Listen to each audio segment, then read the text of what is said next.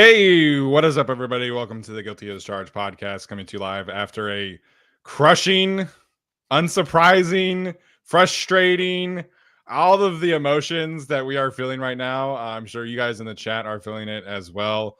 The Kansas City Chiefs win 19-17. They are division AFC West champs again. I don't know, man. Like, this is the weirdest shit I've ever seen in my entire life as a football fan. But we'll do our best to sort through some of the things that we saw tonight, and maybe try and take a step back a bit from the doink that went in, the doink for the division, as Mike Tirico called it. Joining me to do that is my guy, Tyler. Tyler, what's up, man? How are you doing tonight? Boy, I don't even know where to start on this because you can see in the chat, the energy in the chat, like positive, negative, in the middle, every extreme. That's kind of how I felt watching this game tonight. And of course, it had to end with a doink. And when I saw that kick going left, I'm thinking, no way, I can't believe it. And you hear the loud doink, and you're just like, what's about to happen? And then of course, all the fans, yay, and the fireworks go off, and you're just like, aw. So I'm in a glass case of emotion, as they would say in that one movie. I'm just kidding, it's Anchorman, but yeah, I'm all over the place. Honestly, I don't even know where to start because it's just a weird feeling right now. Even though they lost, I feel a bit more optimistic. Yeah, I think right as Cameron Dicker is going to kick off at the end, I'm talking to Brooke, and I'm like, okay, like I'm feeling a little bit better about this situation. I'm feeling better about the way this team has responded. But we've seen this script. But then it's like, so I feel like eventually we're gonna get to a point where we can talk about the positivity. But the way it's the way that the Chiefs win that drives me nuts. It's not just a normal victory for them. Cameron Dicker, who's one of the best kickers in the league, has a penalty procedure on the kickoff. Just the weirdest shit I've ever seen from him. Like, he normally kicks the ball like through the end zone. Like, he doesn't even give them an opportunity to usually return the ball, let alone it was kind of a knuckleball. And then, the Chargers, stop them. And at the very end, like, Travis Kelce gets loose. And we've seen that story a bunch of times. But then for them to have this third string kicker come in the game and doink a kick off the uprights and it goes in for them to win. There's no other team in the league that gets away with this kind of black magic victories every single week. And it would be one thing if this were happening like once or twice a year. They've gotten away with these slim margins the entire season. We've kind of joked about it on some Saturday shows and things like that.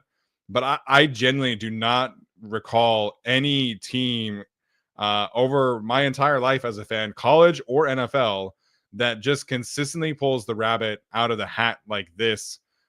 Most teams, when their kicker hits a doink off the uprights, you miss it.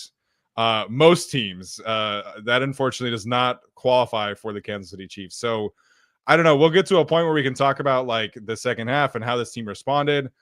But it's just the way that this Chiefs team continually just black magics their way to wins in ways that are not normal at all in any sort of circumstances that really just drives me up a wall.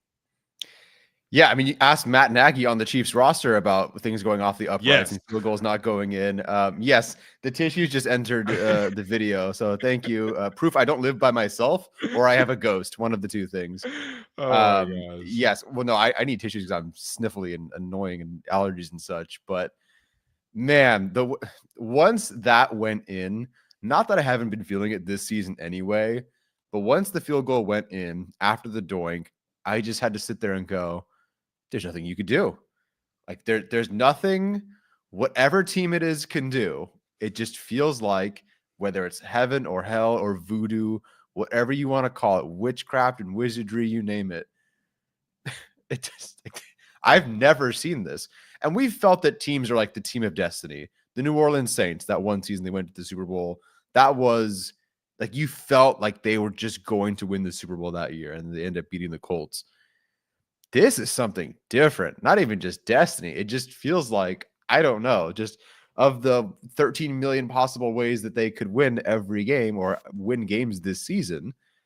I don't know. I've never seen anything like this. I've seen the bad version of this because I'm a fan, but I've never seen a team every week win in a weird way like this. Now, to their credit, I guess, they did go down a short, but they did go down the field, get in field goal range, and then make the field goal. So it's not like it was necessarily completely fluky, like snapping it to the quarterback and it bounces off his butt or something like that. But man, every week, man, and it just feels like what can you do?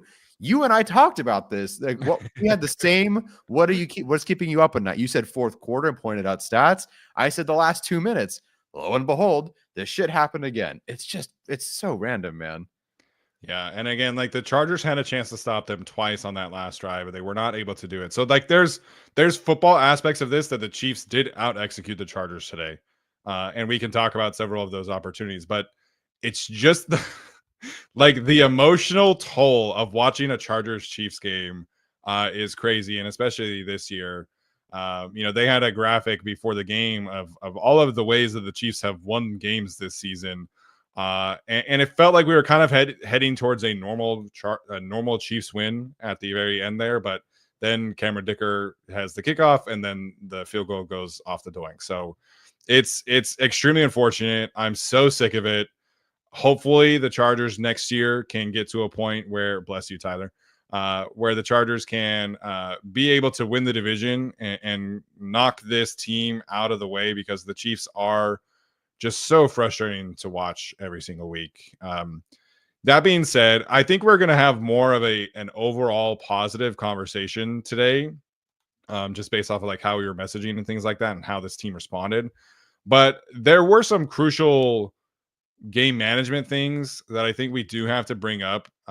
Most notably for me in the first half on the Chargers. When was this? The Chargers opening drive. They punted from the Kansas City 39-yard line. So they get obviously Chiefs open up on a field goal drive. They're up 3-0. The Chargers have a good drive to start that game. Mm-hmm. They get the big pass to Quentin Johnson. They get a nice little run from Kamani Vidal. They get a scramble from Justin Herbert. They get to the 39-yard line, and Jim Harbaugh decided to punt.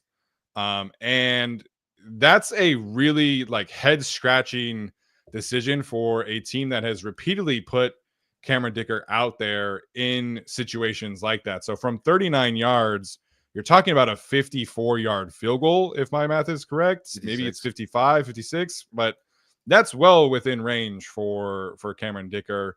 And then on their next drive to start the game, they crossed the 50-yard line again, and they punted from the Kansas City 49-yard line. So they had a 4th and 6 at the Kansas City 45. We haven't seen the Chargers be aggressive in those moments, but punting twice within the 45-yard line, it just was a head scratcher. This is not how you traditionally beat the Kansas City Chiefs. You have to be able to be aggressive in those moments, and particularly with Cameron Dicker hitting from that range traditionally. And maybe the wind was a lot stronger, but pregame reports were saying that the wind was not that strong, not that noticeable. So those two decisions by Jim Harbaugh, if they get into these situations again, I think they have to kind of change their approach and be able to go for it and be aggressive in those situations going forward. Yeah, I would agree. So at the time, and I didn't discuss this on social media because we're moving on to the next play, the Chargers, and it's funny that they had 3 scoring drives in the second half, but we had talked about so much how the second half, the Chargers have been terrible, like terrible success rate, can't find any points, can't even get down the field. I had 37 yards last week. So I was wondering, maybe it would be better for this team to, try to be more aggressive in the first half, and because they kind of fall off in the second half. That's a wishy-washy way of thinking. I'm sure once they get into the game, they don't really care about how they've been the first 13 games. But still, I was curious if maybe they take a more aggressive approach. And I think they should have at least one of those 2 times. Surprised for sure that from the 39, of course, then like a 55, 56-yard field goal, they wouldn't have given Cameron Dicker the shot. I expected him to be walking out there for sure. And with my assumption that he was going to be walking out there, I wasn't feeling nervous. I wasn't worried at all. Funny enough, the last 50-yard field goal he missed, or 50-plus yard field goal he missed, was against the Chiefs in week 4. But he's made 1, 2, 3, 4, 5, 6, 7 of his the last 7 field goals, I believe, from 50 plus. So again, 56, open air, weather, you name it. I get it, and the defense throughout most of the game played very well, and they had played well the first matchup. But I would have liked to see them either at least attempt the field goal or go for it, maybe more so on the second round. Yeah, so we can play the what if game all day long, right? But if that's 3-3, maybe that kind of changes your approach going forward. Obviously, you're down. If things go exactly the same going into halftime, you're down 13-3, and then maybe it's a very different game in the fourth quarter. Not to say that it was all that great heading into the second quarter, but it was a little bit of a head scratcher for me seeing them not being willing to take the points, even if it was just the 3 points in the first half. I mean, 13-3 is a lot better than 13-0. So yeah, we can kind of dive into everything else here, but I do think it was, a bit of a frustrating first half, obviously. As Christian Red points out, Justin Herbert missed Joshua Palmer wide open on a deep open post. So these are the mistakes that kind of add up when you're playing the Chiefs. If you kick that field goal and you hit Joshua Palmer on that play, you're talking about 10 points. And that's obviously 10 points is a massive, massive opportunity. Maybe Joshua Palmer doesn't score a touchdown on that play. Maybe he gets tackled and the Chargers kick a field goal. But then you're talking about 13-6 instead of 13-0. And I do think the Chargers deserve a lot of credit for how they responded in the second half. But to not have those points in the first half, it was just really, really frustrating to watch the way that they were not able to just hit on these plays in the first half of the game. Yeah, that one to Palmer, and even Mitchell, the one a couple of weeks ago against the Ravens, kind of felt similar. You just felt like, oh, that's going to be the one we think about for a while there. And yeah, even if they missed that field goal, obviously a touchdown there to Palmer would have swung things. I don't know how the Chiefs did on the next drive when they got the ball back, but like that would have kept the Chiefs on the sideline or would have prevented a score or, whatever it is. Again, big what if game, but that missed to Palmer. One, sucks because it didn't get the Chargers on the board or at least close to a field goal or something. And two, the discourse around that was terrible. There was some awful discourse among Chargers fans tonight. I'm not going to get into that now, but that play being because Palmer didn't run harder or fast enough to get the overthrow was something. But yeah, can't make those mistakes against the Chiefs. We can always think of every play when the Chargers have lost where we go, that was it. That was the play. And you can just feel it in the game, unfortunately. Yeah, blaming Palmer on that instance is the completely wrong take. If you go back and watch that throw, Justin Herbert needs to put some air under that thing. And he threw the ball like 55 yards in the air. But if he just is able to get just like a smidgen more air under that ball, that's at minimum, a 65, 70-yard game. And you'll see what happens from there. But the discourse around Joshua Palmer in general has been horrendous this season. People talk about him in a way that he should not be in the NFL, but he's shown time and time again when he's healthy, he can be an effective player. And tonight, I mean, the Chargers needed every ounce of play that he had, and he put one of the best cornerbacks in the league on skates a couple of times with these routes tonight. So Joshua Palmer is a good NFL player. Is he a legit wide receiver 1? No. Maybe a wide receiver 2, we can have a conversation about that. But for him to come out in this game, Nolan McConkey, and we're all wondering, okay, where are the Chargers going to get, this production from? And I think they use Joshua Palmer in a way that is much more conducive to how he can win in the short, intermediate areas of the field. And so he gets 6 catches, 78 yards. Again, Justin Herbert misses him on a wide open play. He could have easily gone over 150 yards tonight. So I don't understand what this fan base has against Joshua Palmer. All he has done over the last few years has been consistently make plays when the team needs him to step up. He's not a perfect player. He's not a wide receiver one by any means, but he's tough. He's physical. He can fill in any different role. And in games against the Chiefs, games against these other big time moments, he's made plays, man. I mean, he could have easily had his third 100-yard game against the Chiefs in his career. And so it's really confusing to me to listen and see all of the tweets about how we feel about Joshua Palmer as a fan base when he's a good player. And I think we need to kind of wrap our arms around him a little bit more. Yeah, no, I completely agree there. I believe, as Zachary points out here, that Herbert couldn't quite step and follow through there. Just a little bit of disruption, and maybe he misses in there. Sure. Regardless, point is they missed it. Definitely unfortunate there. But I guess trying to swing more positive, unless you have something maybe you want to talk about. You've already mentioned, Quentin Johnston and these guys and Palmer's stat line. Definitely more so, in the second half when they actually scored. But I was very encouraged with the way the Chargers stepped up tonight, because we were pretty pessimistic about their opportunity, their outlook to score at all in this game without McConkey. Yeah. And honestly, yesterday, I think you and I both thought he at least would be out there a little bit. Not only did he not play tonight, but Justin Herbert got hurt. Will Dissly did not play a second half of football. Yeah, I'm not saying Jalen Reagor is a great receiver, but he's been a big part of their plans. He did not, play a complete game. The guy stepped up tonight. I mean, Palmer, again, could have had over 100 yards easily in this game. Didn't. I get it. Woulda, coulda, shoulda. Quentin Johnston, the first catch that he made, I can't believe that's the catch that he made. Yeah. Because, I mean, the catch was physical catch for sure. Yeah. I mean, the catch itself was like, fine, outstretched arms and everything over the middle, but he got slammed and then his legs got buckled backwards. So just like, it could be a knee injury, it could be a concussion, it could have been anything. Holding on to that was awesome. The touchdown again is great. More touchdowns on the season. Good stuff from him. Stone Smart, Kamani Vidal, and even Gus Edwards to an extent. Like these guys stepped up today. Stone Smart was, I don't know. We have not really we've advocated for more Stone Smart, but we also didn't know what the hell they wanted to do with him. Right. Because they just haven't really involved him. So sure, more Stone Smart because he's a better pass catcher than Tucker Fisk or honestly even Hayden Hurst at this point. But today was awesome, and I think that's part of why I'm encouraged, because you saw some of these guys step up, and you've discovered that Stone Smart is actually kind of good at this thing. And that's awesome.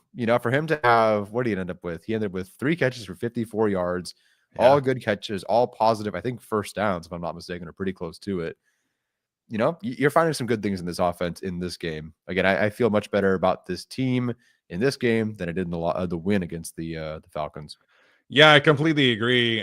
We went over to my in-laws' house. We were watching the first half at my in-laws' house, and the vibes are not good, especially after Justin Herbert gets injured again. And I'm just like, are you kidding me again? Like at Kansas City, he's going to get injured and miss time. Like, of course, my brain's going worst case scenario.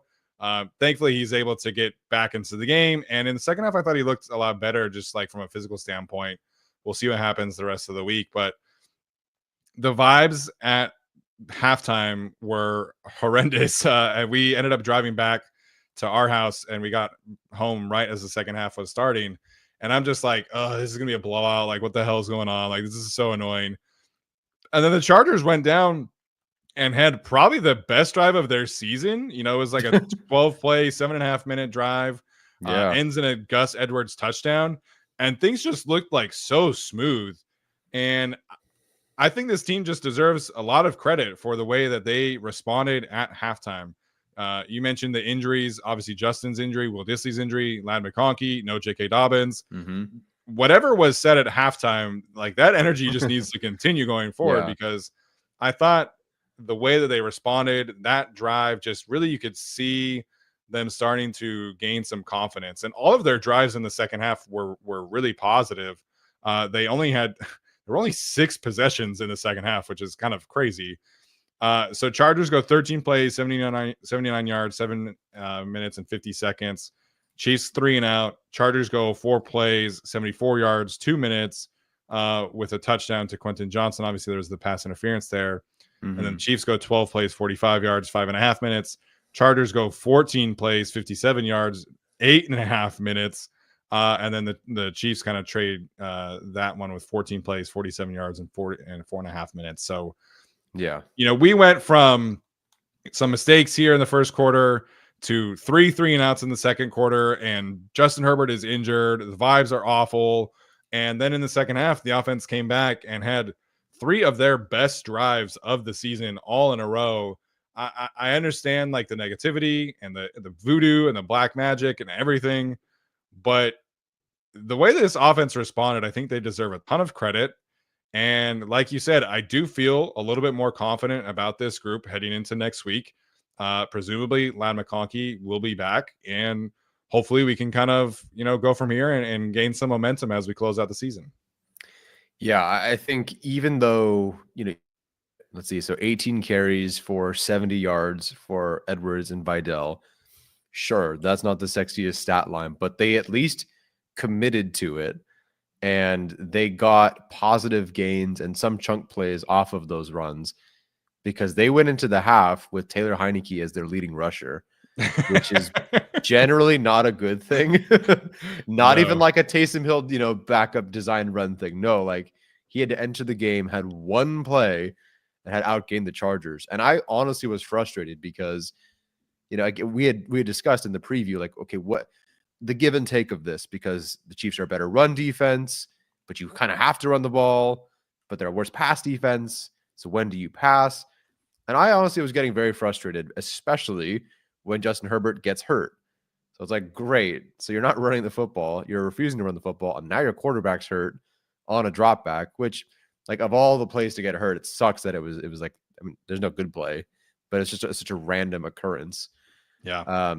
But then they really just lean into the run in the second half, potentially out of necessity. But I felt like the offense finally found itself again.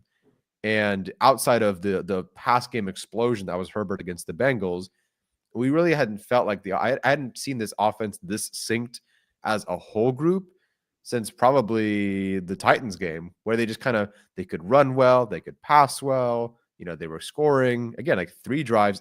Crazy. They only had 3 drives in the second half, but it was touchdown, field goal. You almost can't ask for more than that. So I'm glad they found a bit of their identity, even if it wasn't like super efficient and explosive. It really just felt like they were starting to impose their will, getting back to more of what they were as a team. And you had asked, like, hey, this is Jim Harbaugh and Greg Roman and Ben Herbert and the offensive line. Like, where's the running? Where's the core of who you guys are? And I just felt like they went, okay, like let's, especially with everybody getting hurt and Herbert being hurt, let's get into this. And I thought that Herbert responded very well too. Yeah. So you said they had so Gus Edwards goes for 10 carries, 36 yards, which again is not, crazy, but Kamani Vidal goes 8 for 34. So 70 yards from the two of them. They had 13 yards between the two of them at halftime. Again, not perfect, but I there were 2 nice runs from Vidal that got called back from penalty as well, which were really frustrating. But it felt like this is what I expect of the offense every single week. You take some play action deep shots, you get into third down situations that are very manageable, you stay ahead of the sticks.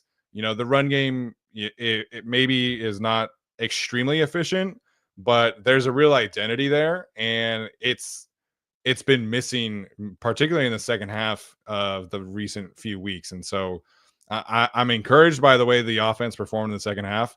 Easily their best second half performance on offense of the season. Again, only 3 drives. Who knows what would have happened if there were like some more drives, but to get the 2 touchdown drives, an extended field goal drive in the second half, I think you feel better about that heading into next week. And hopefully that is a sign of things to come. But obviously, health is a determining factor here as well. Lad's banged up. Will Disley's banged up. We'll see what happens there. And then Justin is obviously banged up as well. So some injuries that are definitely a concern for the offense. But if they can stay relatively healthy here and just stick to this kind of formula, like this is how they're going to win. This is how they're going to move the ball and hopefully get into the playoffs and make some noise. Yeah, definitely. Thankfully, they're almost done with this very difficult stretch. You could argue maybe they are done with the difficult stretch, but still, Bucks and Broncos coming up, especially on that short week, difficult. But yeah, definitely some more positive. I feel more positive than I did after the Falcons game, where that offense that I saw against the Falcons, I went, nope, they're not winning a playoff game. If that shows up in the playoffs, they're not winning a playoff game. Yeah. This one, especially if guys return, like obviously Led McConkey, yeah, you're back to, I'm feeling better about you guys. Yeah, so people online are talking about it being a whole bad half. I feel okay about the way they performed in the first quarter. Second quarter was obviously where the issues were on offense. Flipping to the other side of the ball, the defense, I think, for 85% of that game played outstanding. I mean, 19 points against the Chiefs is fantastic, and they hit Mahomes 17 times. Their pass rush was just getting after it, and like the run defense was a little bit of a concern. I felt like anytime the Chiefs really went, just and were pushing the Isaiah Pacheco dial, it was a bit of a tough ask for them. And again, that's not a super big surprise because of the way that the Chiefs interior trio can just move people off the ball. But anytime the Chargers got into an obvious passing situation, like I felt good about their chances. I thought the coverage unit played outstanding, but the pass rush today, man, I mean, particularly Khalil Mack, like he was just wrecking shop. He hit Mahomes 7 times by himself. So this is a great Khalil Mack performance. Joey had some good moments. Bud Dupree had some good moments. Poona Ford had some good moments as well. Thule had a couple of good plays. So this was a fantastic showing from the pass rush department. That it's the one thing about the Chiefs that is like a legitimate weakness of theirs is their offensive tackle situation. And it felt like the Chargers were continually just like picking at that button. And I think there was a moment where Jesse Minter kind of smelled blood in the water, because usually you're not like, you don't blitz Mahomes. Like that's kind of like, you do not do that. That's like golden rule for the defensive coordinators against Mahomes. And like they came out in the third quarter and they sent Deion after him. They sent Derwin after him. They sent Cam Hart after him. Jasir Taylor. They were kind of like, okay, like we can do this right here. Obviously they didn't make enough plays at the end, but I thought the defense played outstanding, and it was led by the pass rush and Khalil Mack in particular.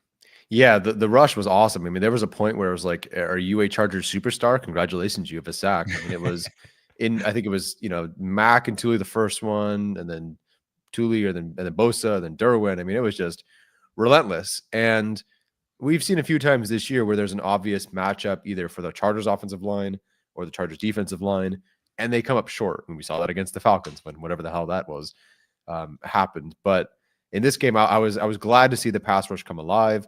It really felt like Minter was like, ooh, I'm actually going to get a little spicy here and go for it. Because in general, the coverage was very strong, and it has been all season. I'm curious if that maybe changes moving forward with Jesse Minter, or if it's just, hey, like, these are the Chiefs, these are their tackles, we can kind of do this. But it really felt like he was unleashing maybe a bit more than he did previously. Khalil Mack, happy for him.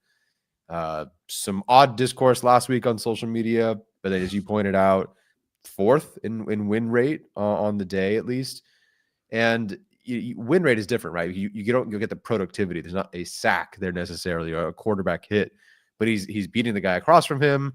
And unfortunately, there's ball comes out early, it goes a different direction, whatever. So to see him rewarded tonight was awesome. And that one particular play against the right tackle, he just had long arm to the tackle, threw him on the ground, hit Mahomes. Like, there may be nothing prettier than Khalil Mack with power, and tonight he was fantastic. Yeah, he was just living in the backfield. There was a time where he kind of did an inside rush against DJ Humphries, and DJ Humphries like had both feet off of the air. So he was fantastic tonight, man. Talking about the blitzes, this might change, but according to PFF's live tracking, they blitzed him 12 times on 43 dropbacks for a 28% blitz rate. 9 of those blitzes were in the second half. So Jeez, in the second half, they cranked that number up to a lot. So Jesse Minter saw something he liked and went after it. And it sucks that the game ended the way that it did. But I thought the defense played outstanding, and the pass rush plan was just like so on point. Like up until the very end, I thought they were just had like a really, really great plan for everything. And that's what they did in the first time. You could tell that Mahomes was frustrated. You could tell that the players were frustrated. And they just kept on picking and picking at that offensive tackle spot, and it showed up. And then you pair that with the way that the secondary played. Again, some plays that were a bit of a head scratcher, but like Cam Hart's pass breakup on DeAndre Hopkins was crazy. Christian Fulton gets a pass breakup. Tariq still gets a pass breakup. It felt like they just were consistently in the right positions on the back end, as they have been for most of the game, most of the season. So I think the defense overall played really, really fantastic. And this has kind of just been the case, right? Like there are some little weaknesses here and there, but 19 points, you hit Patrick Mahomes that many times. I think you have to be happy with the way the defense played overall. Oh yeah, no, the defense once again holding the Chiefs to under 20. So that makes it, is it 36 points on the season for the Chiefs? Against the Chiefs? Yeah.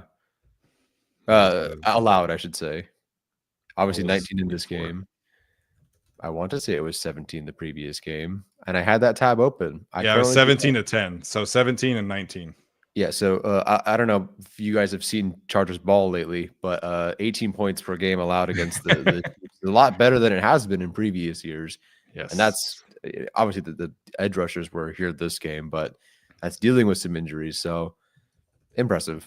Truly, truly, truly, truly impressive. If this is what the Chiefs are going to have to sign up for every year, and potentially with better players on defense on the way, Chargers are close.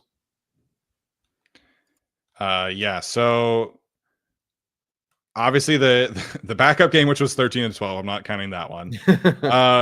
October 22nd, 2023, Chiefs 31, Chargers 17. 31. November 20th, 2022, Chiefs 30, Chargers 27.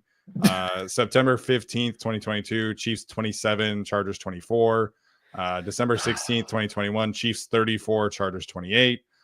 September 26th, 2021, Chiefs 30, Chargers 24.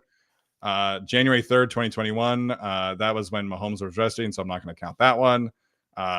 2020, Chiefs 23, Chargers 20, and Chiefs 31, Chargers 21.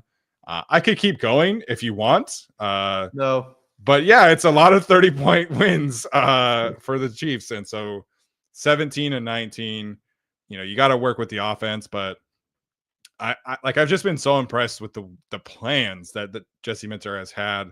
And it's things that make sense, Derwin James shadowing and pressing Travis Kelce, because duh, like let's get one of the best coverage safeties in the league, most physical safeties in the league, pressing against their best player and disrupting timing routes and everything like that. And the way Deion played today, I thought was fantastic. Again, up until the very end when he missed Patrick Mahomes, but I've just been so impressed with the plans and the way that they execute against Patrick Mahomes. I know the Chiefs are not like perfect this year, but the way that Jesse Minter and this group come in every single week, it just gives me so much confidence that when push comes to shove, they can get stops when they need to for the most part. I know tonight was not, great, but the overall plans, the schemes, the adjustments, everything it's just so much better this year under Jesse Minter. Yeah, for Jesse Minter to go, as you mentioned, I love that stat. Nine blitzes in the second half compared to not as much obviously in the first half. Love that Minter went, that's the thing we can do. Here we go. Everybody do it. Great. We're good. Let's go. Yeah. And everyone figured it out, gelled, executed, only allowed 6 points in the second half. That's awesome. Yeah, you love to see it. Okay, I think we touched on most of the things that I wanted to touch on. Tyler, did you have anything else regarding defense or offense or special teams that you wanted to bring up? I actually missed the opening kickoff, the Cameron Dicker kickoff. So I don't have any commentary on that. People do want us to talk about it, but I missed it. Yeah, it was extremely weird. I don't know if he slipped or I don't know if he just knuckleballed it. But it went like 20 yards and you have to kick it into the landing zone. Mm-hmm. And it seemed like he knuckleballed it, and I have no explanation for it. Alex Katzen is the special teams guy of the four of us. He wrote a wonderful article on Justin Tucker and his missed field goals. So we can ask him about that. But it was just a strange mistake for one of the best kickers in the league to make. Yeah. Strange. I missed the in-game context of it, so I don't really know how I feel about it. But that's unfortunate because I've basically never paid attention to Cameron Dicker's kickoffs at this point because either the Chargers cover very well or it's out of the back of the end zone. Yeah. So Justin Herbert after the game says that he's dealing with a leg contusion, and says that he should be good to go next week. yeah, again, like Herbert, like you chop off his head and he's like, I'm fine. So he'll be there. Yeah, he'll be there. Lad McConkey, I heard he was really, really trying to give it a go. Just was not able to play in the in warmups. It just did not look great. Yeah, it sucks, but I, in that case, don't mind losing the battle to win the war on this one. If you drag McConkey out there and it's another injury, he's not in the playoffs. So happy that he hopefully is recovering. Yeah, I thought the run defense was a little bit worse, but actually, I mean, Pacheco was 14 carries for 55 yards, under 4 yards per carry. Kareem Hunt was 5 for 16. Mm-hmm. I think you take that, right? Like, I think the way that Totally. the Chiefs have been able to run the football in the past. So I've got to correct myself and say that the Chargers run defense played pretty well today. Yeah, I definitely didn't see any. Maybe it was the tackling is where you feel like the run defense might have been iffy, short passes and tackling. But otherwise, no, I thought they played okay. I mean, so Kareem Hunt, 14 carries, 69 yards, 4.9 yards per carry last game. So they've improved in that regard. And we were concerned given that Berryman wasn't playing. Just wanted to give this shout out from Reagan. Guy was playing with fractured and bruised rib cartilage. I'm pretty sure a leg bruise isn't going to stop him. Yeah. Talking about, of course, Justin Herbert. Again, very weird narratives online. Justin Herbert made of glass comments were thrown around all night long in my mentions. I understand it didn't look great, and him missing the play was not fun. And the way that it looked was awful. I certainly was nervous. But this is, again, why you wait until the rest of the game to kind of make those statements. And Justin Herbert, one of the toughest quarterbacks in the league, in my opinion, and he's going to play through anything he possibly can. So it's one thing I love about him is he's going to give it a go as much as he is able to. Yeah. I want whatever painkiller they gave him in the halftime, though, because I thought he tore his ACL and he walked out there and looked like, Joe Montana. So whatever that was, I'll take it. Yeah, I was nervous, obviously, because Nick Bolton hit him in the ribs. And so my first thought was like, oh my God, again, ribs at Kansas City. But then as he's laying there, he's holding his leg and they're trying to flex it out and everything like that. But then once he didn't go into the blue 10, I was like, okay, he's good to go. He'll just, he's going to Justin Herbert this shit. And he was okay. So I think it definitely impacted his ability to scramble. But overall, I don't think it, had a super strong impact on the game. No. Thankfully. All right. Should we get into these super chats? We have 21 super chats to get into. 21. Here we go. Can we get it to 30? Can we get it to Kamani Vidal number?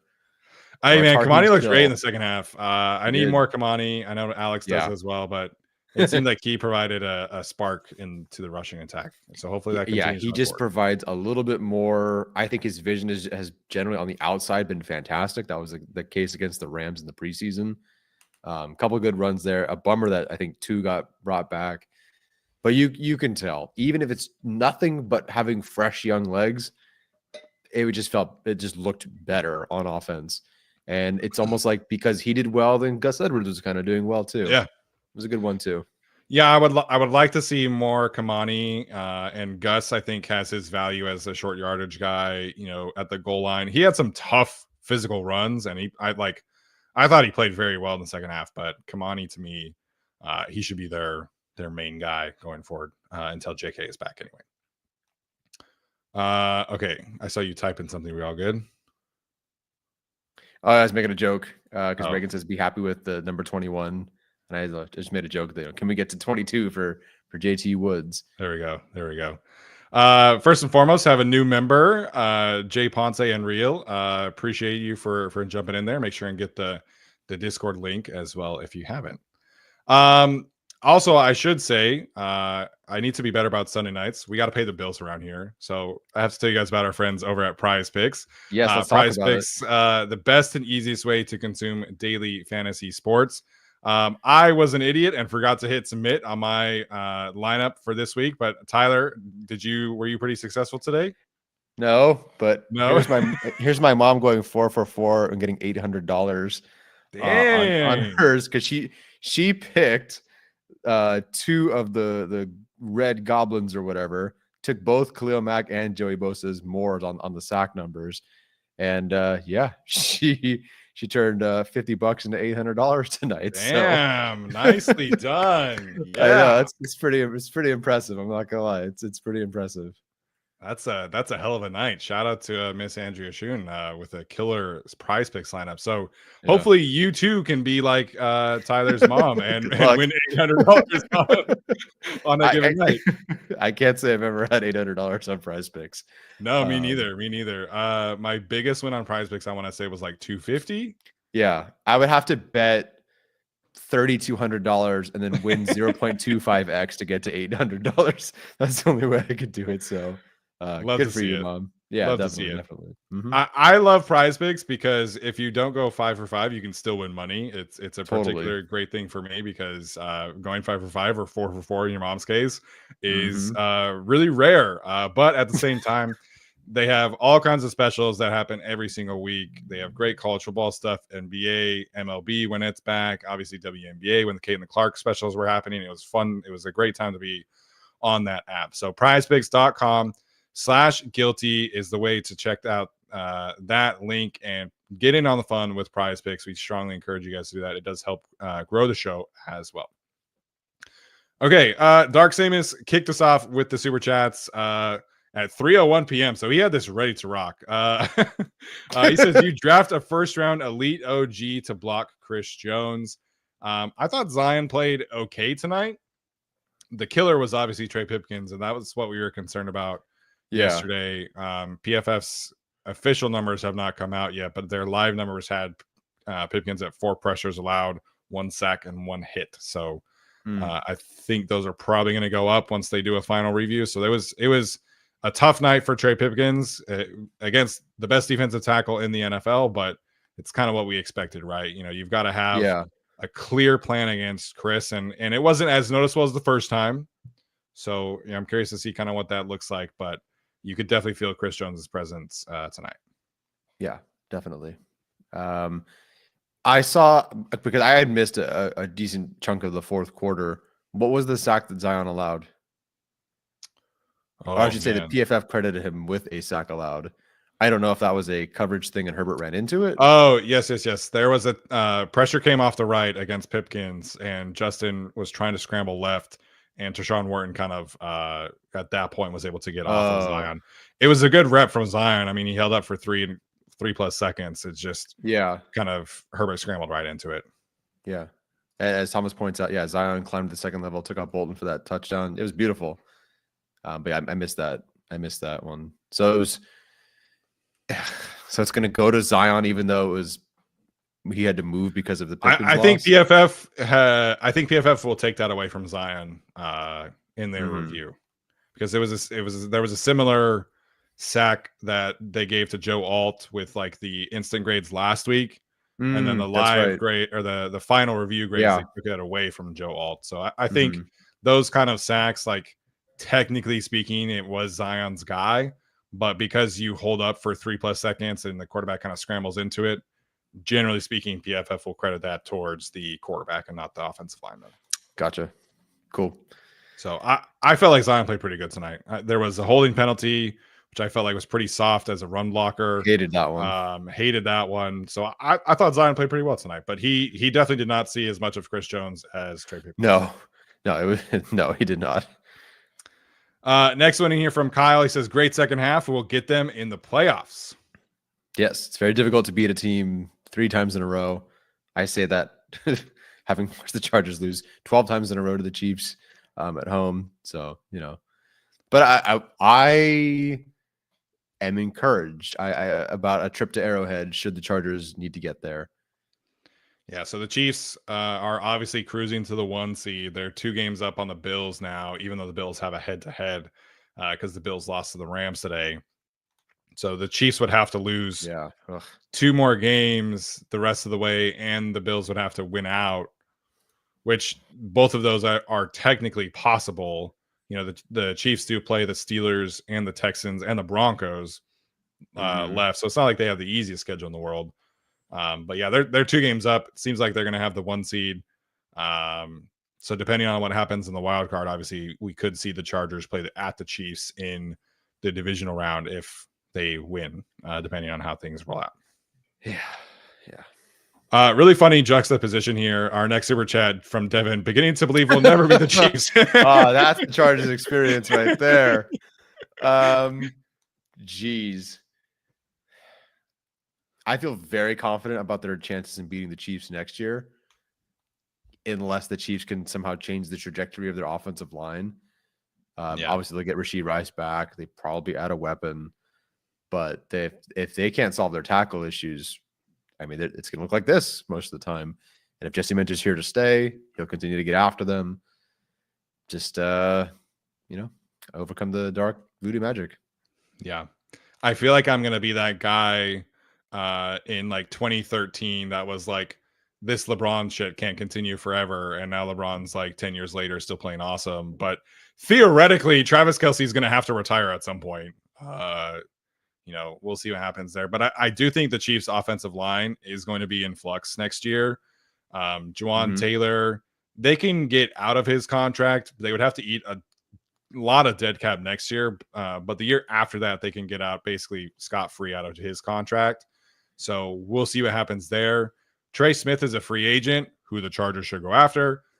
He's going to cost a lot of money. I don't know if they'll be able to retain him. The left tackle situation, I assume that, Suamataia and Morris are still going to be on the roster because they're cheap in their rookie contracts, but both of those players struggled tremendously this year.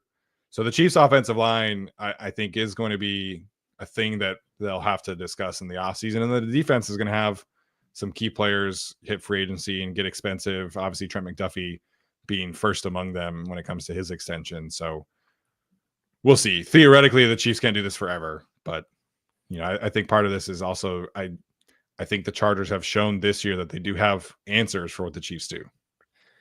Yeah. Hopefully Hunter Norzad doesn't play right guard and they just swap out Trey Smith for Hunter Norzad and then be good on offense still. Yeah. Hopefully not. Cesar Kinde says the Chargers with Herbert hadn't lost a game when the other team doesn't score 20. They've done that 3 times this season, twice to the Chiefs. Offense needs to improve. Shout outs to the GAT crew.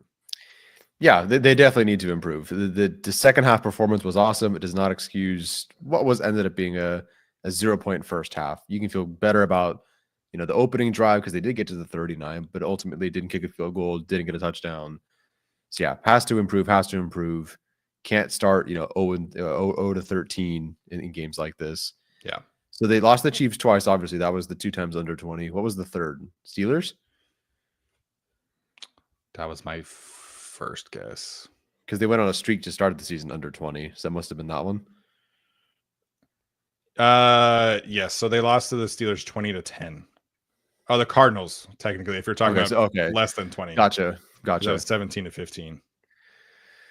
Yeah, that one. So the Chargers lost to the Cardinals on prime time. Oh, they beat the Bengals on prime time. Never mind. I was there. Yes. That one. Andrew Murray with our next one says that he thinks Herbert, has never had weapons that truly complement his skill set, even before 2024. Needs a speedy and X wide receiver. Thanks for all your hard work. Thank you for the super chat. I'm going to disagree with this though, because I think in 2021 we saw that group of players with Mike Williams and Keenan Allen staying healthy, what Justin Herbert was able to do with that group. And you had obviously Donald Parham playing pretty well that season. You had Jalen Guyton that season, as the speed threat. And Justin Herbert threw for 5,000 yards and had an MVP caliber season on a bad team with a bad defense and everything like that. But I think that 2021 group fit him perfectly. And I think that is kind of what the Chargers are going to have to figure out going forward. They have their obviously, target dominant slot receiver. They just need some to round out the rest of the room. Yeah, I would love to see the Chargers get many things on offense, but any kind of, I don't know, Calvin Austin, Khalil Shakir type kind of guy would be fun. I'm sure I don't mind them getting more speed. That'd be fun. That way people can not complain about it being Palmer's fault on the underthrow or overthrow, but whatever. I mean, Palmer was wide open, you guys. I don't know what you want from him. But yeah. Brandon Ruiz, QJ may not have had a great night, but ups for him. I think he deserves a lot of credit for the way that he responded. Again, tough physical catches on every single one. He took a couple big hits. He delivered a big hit on Joshua Williams on his little catch and run, scored a touchdown. So I thought Quentin was really good tonight. I know that like the jump ball contested catch situation is still not great. But I think this game kind of brought his confidence a bit back, and I think that should continue going forward. Yeah, I think he had 7 yards the last time the Chargers played the Chiefs. So I would say this is a step forward. Huge step forward. And it kind of felt like we were heading towards that first performance again in the first half because Trent McDuffie was shadowing him, and then they kind of shifted him towards Palmer, and that obviously allowed Quentin to get going a bit. And again, there were some zone coverage situations, but we just need Quentin to make the plays that he can make, and we're cool with that. And he did that tonight. Yeah. Harbaugh's disciple says it's Groundhog's Day. Mahomes always gets those stupid runs. Kelsey is always open late, and they never miss the fucking kick. The one ring was less evil. I love it. That's a great comment, and very applicable to the host of this show. So Harbaugh's disciple, well done with the super chat comment there. Yeah, very nice. The one ring was less evil. I just beat both the evil and good campaign on the Game Boy Advance like strategic game, Lord of the Rings: The Third Age, which is a very old game, but I love that game. That game was sick. I loved playing that game. It was so much fun. Yeah. Yeah, it's frustrating to lose the same way, but again, I think we feel kind of more optimistic after the second half in particular. Curly Head Eli says Derwin played craziest too. He smashed P. Ryan. I thought Derwin was outstanding again. Limiting Travis Kelce the way that he did, the physicality he brought. Derwin, I think, is back to being that kind of all pro level safety that we've been kind of waiting for from the previous couple seasons. Yeah, love it. Chris Mesa said QJ went off and it hurt because he went off and took big hits and fought his ass off, and they barely got it. SMFH, same Chiefs refs we know with no OS calls. I don't know what OS, no BS calls. Offsides? Maybe. I don't know if my brain was twitching, but I swear there was a couple of times where Jawan Taylor was just kind of like a little like, yes. And Joey went in response to it. Yes. So the offsides they called on Bosa that negated like the Elijah Molden interception. I felt like he got back in time. I don't know, but yes, Jawan Taylor is so annoying because he does that little lean every time, and they've called it more this year, but they said before the game that this officiating crew is very friendly towards offensive officiating, and I think that showed up a couple of times. Yeah, I can see that.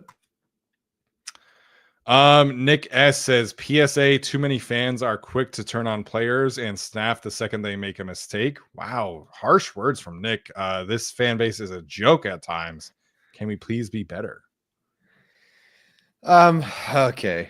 There are definitely like every set of fans has their sections of fans who have different reactions to things. Yes, there are definitely some very strong reactions at times. I think for the most part, when the player has the highest expectations, whether that's draft status, contracts, you name it, people are very angry and have a ton of vitriol for these players. Quentin Johnson, I felt so bad for him last year, just from the fan rage perspective, because as soon as they drafted him, fans hated him because of who he wasn't at the time. Yeah, and then he, of course, had a rough season, and it was rough. You know, I felt that way watching Melvin Gordon, watching Mike Williams' first season, of course. Melvin Ingram. But yeah, no kidding. So, you know, we could calm down in some moments for sure. When Will Dissly got hurt, I saw people say like, "Who cares? Like he sucks anyway." I'm like, I don't know what season you've been watching this year, but he is kind of important. So yes, there's a section of fan base, but I'm willing to bet that it is just a loud minority of the fan base that is like that, not the majority of fans. Yeah, I definitely agree with that second part. I think most people who like you go interact with in person are generally like more positive fans. Like every time I go to a Chargers game or I go to training camp, like I have nothing but positive things to say about those people who I'm seeing like in person. It's a lot of people who are online a little bit too much to kind of have these takes, and it's not unique to the Chargers fan base. I mean, Alex can vouch for what the Eagles fan base is like. I mean, that fan base still wants Nick Sirianni fired, even though they've won like 11 games in a row. The Utah fan base this year was insane to Kyle Whittingham, and like people are pissed off today because he decided to come back for another year. They all wanted him to retire. So fans are emotional sometimes, and so it's not unique to Chargers fans, but yes, there are some who get a little too in their feelings when it comes to players not performing up to what they think should be the case. Yeah, I mean, the Chiefs fans have wanted Andy Reid fired despite 1, 2, 3 Super Bowl. Like they still find ways to complain about Andy Reid. I'm like, guys, I'll trade you, we'll trade places. Not a problem. Yeah, at the end of the like Bill Belichick era, like Patriots fans hated him and still do kind of hate him. So it's a love-hate relationship for a lot of people, and I get that. But yes, and Seth Spielman, yes, I do feel bad for a multi-million-dollar athlete who quote unquote sucks at his job. How weak are you guys? We have feelings and a heart, and we're humans, and we feel bad when other humans are not doing so well, when they're especially on our team. Now it's funny when it's the Raiders, when it's the Chargers players, we feel bad. So yes, Seth, we actually kind of care and have hearts, and these guys are 20 years old. Imagine, remember being that age. Not everything was perfect. A lot of anxiety, a lot of self-doubt. We can support these guys a little bit. There's still a human side to all of this, right? Like it's the way that the insults and the disrespect happens. Yes. Like just because they make tons of money, more money than we do, that doesn't mean that they don't take these kind of comments to heart. And several players have gone on and said like, this has directly impacted their own mental health. And like I've seen some like Ohio State players post like death threats because they've lost plays against Michigan and stuff like that. So like it happens. There's a human side to this that I think needs to consistently be talked about. Yep, definitely. On a more positive note, Sergeant Slaughter, great Pastors plan today. I hope we see this team in the postseason. I believe deep in my soul we can beat this team. I appreciate the positivity from Sergeant Slaughter. He says bolt up and gack up. Yeah. Gack up. Guilty as charged up. All right. I'll roll with it. I can work with that. We don't have a slogan. We don't, but Jim Harbaugh has said guilty as charged like 4 or 5 times this season, and that's been fun. He has. Be funny if he just like randomly was like Charger chat. Or like Chargers Unleashed. Yeah. Great pods. I'm not making fun of them. But yeah, the director. That's how he ends his press conference. He just says he's just like signing off. All right. Yep. No injuries. Yep. He's working through something. All right. Michael McLean signing off. That's the end of it. Anyway. Yeah. Jim Harbaugh's a character. That's what we're saying. Yeah, he is. Shout out to all those other guys. They're doing great work. Chargers content creators, I think, are in a really, really good spot. So yeah, man. Appreciate all of them. We've collaborated with them in the past, met several of them in person. Locked On guys do great work as well. We've hung out at training camp with Dan Wade, Jake Hefner, Dan Wolkenstein, all those guys. So they do great work, and hopefully you guys are supporting them as well. Andrea Shunin here's so she made $800. It's only fair she sends us a 50 spot. She says that we have so much to be happy about, and I appreciate that. Yeah, definitely. I I saw this back and forth going on in the chat. Luke S says that he donated because Nick called him a broke boy. Donate because of broke. And you know how you show that donating $1.99, which is very sweet. Seriously, I thank you, Luke. I saw you guys going back and forth. I don't know how that was resolved, if it got resolved, but I appreciate it, Luke. Yeah, no bullying. This is the kind of petty that I can definitely get behind. The conversations did get resolved. I saw that earlier. Was not able to acknowledge it, but Luke S and Nick S. You know, this is what fandom's all about. You guys have a disagreement, you come together and you pay us money. Positive. You pay us money. Great stuff. Great stuff. Next one in here from Tara. Shout out to the Oregon Ducks also, by the way. Great game against Penn State. Excited to see them in the playoff. She says that I thought the pass rush plan was phenomenal. They were getting into Mahomes despite being blatantly held. I hope Palmer and QJ can build off this performance. She hopes Herbert is okay. He is tough as nails. Yeah, I would love for them to build off this performance. I'm swinging in the positive direction now, and I feel like against the Bucks, against the Broncos, they can get it done. Yeah, they have to turn this into consistency, obviously, but those 3 drives were just outstanding. New Jersey Savage says that we can beat them. We get Ladd and JK back in offense, performing like this with the defense playing as stout as this. We can beat the Chiefs, bolt up. And I think there is something to be said that the first time they played, Herbert was hurt, the tackles were hurt, there was not a ton of health going on, and then this time around, not a ton of positive health on the offensive side. So, if the Chargers offense can get healthy and see these guys again, who knows? We'll see what happens. Yeah. When was the last time Herbert played a game against the Chiefs and was healthy? 2021. Because 2022 was the rib injury.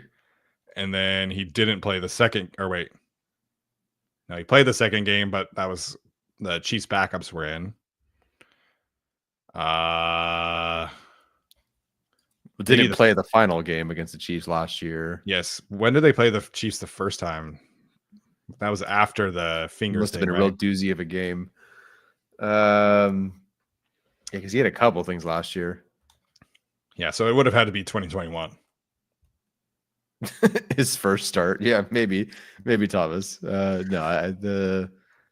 the overtime. At 2021, I'm pretty sure he played 2 healthy games. I can't remember when the first game happened last year right now. But 2022, he didn't play any games against them healthy because of the ribs. New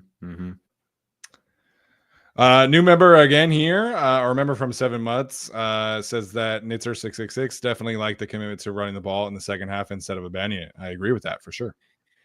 Yeah, it was refreshing. 4 times last week was not good enough. They went with 9, 10 times and 3 drives. Pretty good. I appreciate the other super chat here. Says great job as usual. We appreciate you for jumping in here and sending the super chat. Yeah. Thomas says the Chargers are close, but next time we sacrifice a live chicken. I'll choke the chicken if it freaking helps the Chargers win. We got to burn some sage or something. I don't know. We got to get some voodoo back on our side. Yeah, definitely. You don't know what choke the chicken means, do you? No. Okay, never mind. I thought you were like talking literally. Well, no, more hypothetically. Someone in the chat can send it. Okay. I'm mostly in the super chats right now trying to send these, but I appreciate it. I do think the Chargers are close. I do agree with that part. And shout out to Thomas for joining us as always. New Jersey Savage back with another one. I know we are sad and the outcome boys, but this team is ahead of schedule. This is the worst team we will be for a long time, and we're competitive. It's a good outlook to have. Yeah. I feel good. I mean, you not just a fluke the first time against the Chiefs, both games you feel very competitive against them. So good stuff. Yeah. And well, the worst team they'll have for a long time. I think certainly the least talented roster is true for sure. Wow, we have a $10 super chat from a Chiefs fan. Shout out to Nick Lennington jumping in here. As a Chiefs fan, good game. You guys will be great once you get healthy and your right guard learns to pass block. Hope you guys smash the Broncos in 2 weeks. Yeah. To be fair, Trey Pipkins is our offensive tackle playing guard, but it was not great tonight. Yeah. Yeah. Okay. Yeah. Beat the Broncos. Definitely. Hopefully. Sorry. I'm now reading the chat. Okay. I am not. So next one here from the True Blue. It says, love Harbaugh overall, but the game management is making me lose my mind. What did you think of the way that he used the timeouts at the end? I don't know, mostly indifferent. They generally got to about what they wanted, and then the Chiefs, converted on fourth down. So, yeah, I'm cool with that. I know people were criticizing him, but they were trying to get the ball back before the 2-minute warning. I think it was pretty clear that was the approach. So some coaches will try and do that after the 2-minute warning. Some will try and do it before. Kind of just is dependent on the situation. We talked about the conservative nature in the first half maybe costing them. That I do think is a legitimate criticism. Yeah. Tara wants to know if we saw the white chick celebration the Vikings players did. We did. It looks like it was outstanding. Cameron Bynum on the Vikings is one of my favorite players in the league because him and his teammates plan all of these awesome celebrations every single week. And I thought they nailed it. I thought it was pretty clean. So shout out to Cameron Bynum and Josh Metellus for that celebration today. I thought everything was solid, but I was waiting for that flip, like grab between the leg flip sort of thing. Yep. I wasn't sure if they'd pull it off, but they did, and it was beautiful. So, 10 out of 10. Yeah, the amount of time you have to spend practicing those kind of things is not lost on me either. So they deserve a lot of credit for that. Mm-hmm. Jinka7012, the Chiefs will be my Joker origin story. This game has instilled a false sense of hope that I think we can beat them in the playoffs. A false sense of hope that we can beat them in the playoffs. I'd like to not play them off the bye that they have. So hopefully. But we'll see. Yeah, I think best case scenario, obviously, for the Chargers, right, is they get the 5 seed. They play at Houston, who's not anything to write home about at this point in time. And then the 6 seed is probably the Ravens. So in this instance, the Ravens would probably go play at the Chiefs unless the Ravens lose. So, the Chargers would play at Buffalo probably in that case. So we'll see. The AFC is tough, man. There's some great teams. Christian Hernandez says that I keep saying this. I would love to see Darius Davis involved more on offense. Use him like Debo. He's great with the ball in his hands. So they are playing him more. His snap percentage share has increased over the last few weeks, and I think obviously the injuries there are contributing. I think he's a tricky player to actually use on offense because he needs a bit of a runway. Like he's a great returner because he has time to kind of set things up and then use his speed as opposed to use his speed to set things up, if that makes sense. Plus he's so little, like he's 5'8" and like 165 pounds. So yeah, use him like Debo. That's way too much because Debo is 215, 220 pounds and can play like a running back. But I do agree that Darius should probably touch the ball like 2 or 3, 4 times a game. Yeah, I would agree. I think after the 4th Darius Davis sweep or handoff, Chris Jones was like, oh yeah, that's about to happen. So, change it up a little bit. Anything else? Yeah. Shane 7 says, just got in. Not sure if you talked about that shotgun run on 3rd and 16 on the last drive. To Vidal, right? To just get a little closer, like 5 yards or something. Yeah. So you saw that part. Yes. Okay. I don't really have any issue with it. I don't know if you do. No, I mean, is the other alternative just like gunning it down 16 yards? So I'm fine with that at that point. Yeah, 3rd and 16 from the Chiefs 19. There's not a lot of plays you can really run to try and get the first down. Like you're basically trying to score a touchdown. I don't have any really issue with it, honestly. Like that's a really difficult play call situation. The Chiefs would be expecting, and were expecting. They had 3 safeties at the goal line, so I'm fine with it. It's I don't think there's any real major criticism there personally, but appreciate the super chat and for jumping in and sending it in. Mr. Sarl says he almost went to bed at halftime, stayed, started hoping, only for it to end as always. When do Satan collect his debt and drag Mahomes' soul to hell? Well done. Great comment. After the 6th Super Bowl, 666 or something, I have no idea. Yeah, dude, if Herbert got hurt, I would have turned the TV off and went home. Like if Herbert was out for the game, I'm not watching that. Yeah, if Herbert had not been able to come back in, that would have been tough to watch. Because I know that there were some people who were criticizing Herbert's pocket presence tonight. But again, like these other quarterbacks, it's just not the same. There are so many times where he extends and gets a play off that he should not have had any business of getting these plays off. You take the positives more than the negatives, and I think there were some sacks you can maybe credit to him, but the Chiefs sacked Herbert 3 times, I think. Let me check that number actually. According to ESPN, it was 3. Okay, so sounds about right. Maybe PFF changes that, but with Taylor Heineke in there, that number is probably like 6. That's generous. That's generous. Okay, that's fair. So it just is. It's such an advantage for him. But yeah, if he had gotten hurt, it's a completely different game. Obviously, 13-0 probably becomes 27-3 or something like that. So it just would have been an awful watch. By the way, we're at Alohi Gilman super chat numbers. So doing great, everybody. Do I hear a Jerry Tillery? Nice. Let's keep it going. Nick S in here says Ladd and Palmer clearly enjoy playing the same role. How do we get them both going at the same time? That's a good question. I don't know. I have nothing useful for you. I mean, the volume is obviously an issue there, but I think there's enough of the offense to go around for both of them. I think using Palmer as the only deep threat is probably not what you want to do. Like against the Ravens, he was like the only one running deep. He can do it. Obviously, he's been getting open on these instances, but I think there's a happy medium with what you saw against the Ravens and what you saw tonight that can continue when Ladd plays.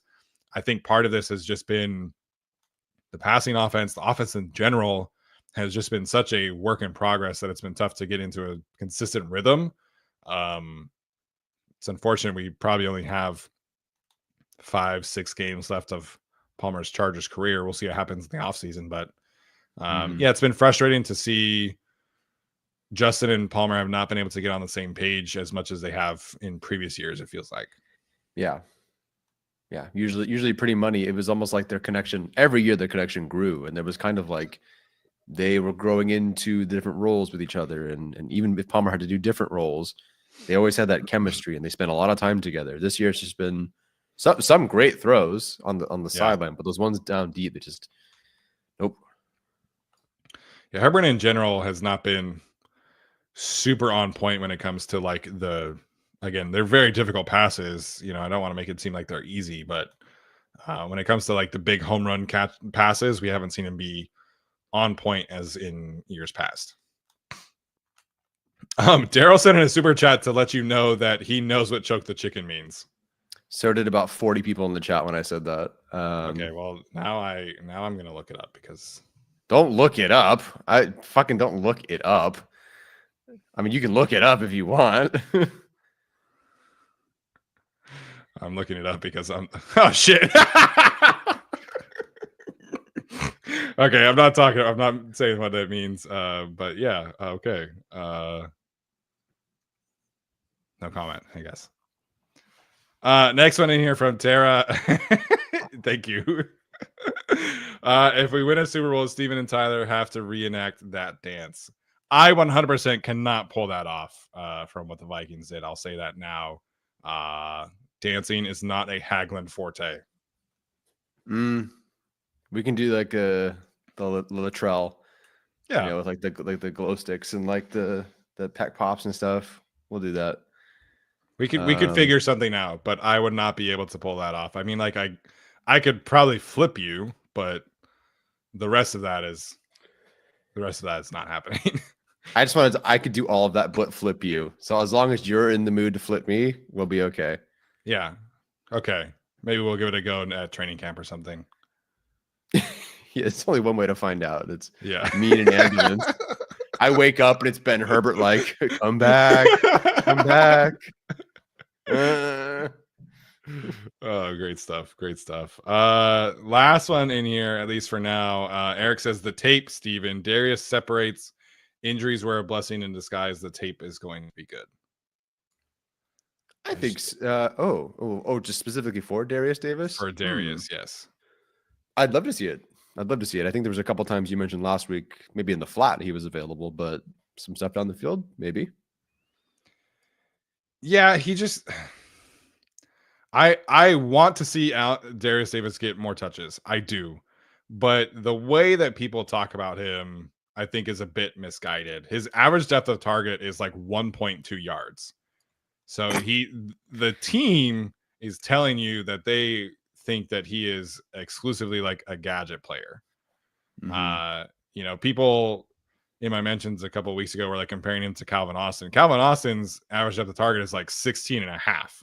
He's a vertical threat and legitimately good at it. Darius has a role as a gadget player, but I just think we need to realize like that's who he is. He is not a very well-rounded wide receiver. Like when he goes vertical, he's almost always covered.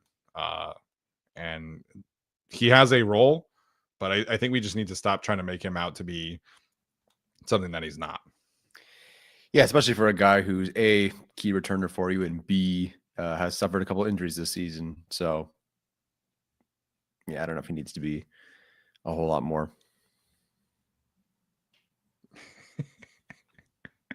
This stream is not rated for mature.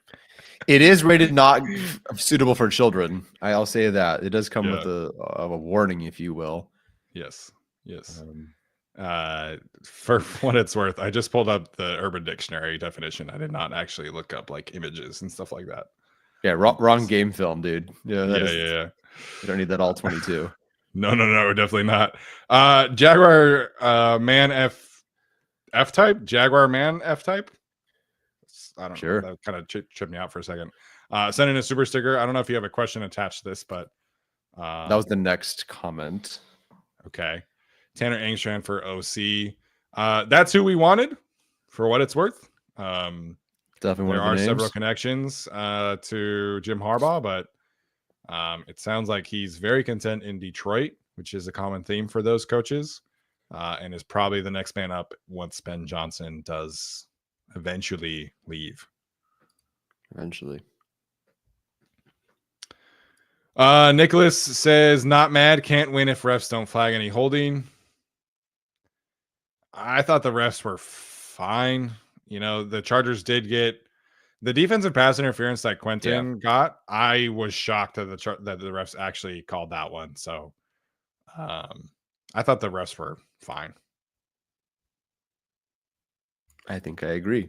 I mean, there was a Fulton play earlier in the game where I can't believe they didn't call it. Now, after he did it two times in a row on the same play, yeah, they had to call it, but it was fine. Yeah, it was fine. All right. What a batch of super chats today. Honestly, like I feel like this was more positive than people would have expected. So that was good. We appreciate you guys for jumping in there. I know the initial shock of the loss was definitely frustrating, but good stuff tonight. I thought it was pretty positive.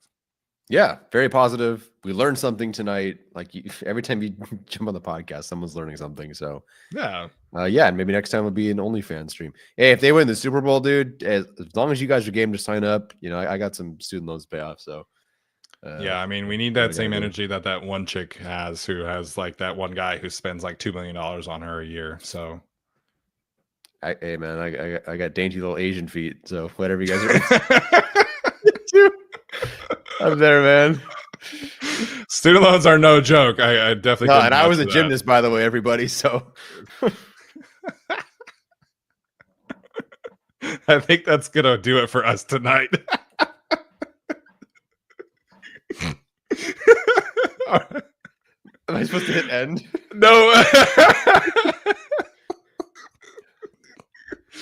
Oh my gosh, that was great. That was great.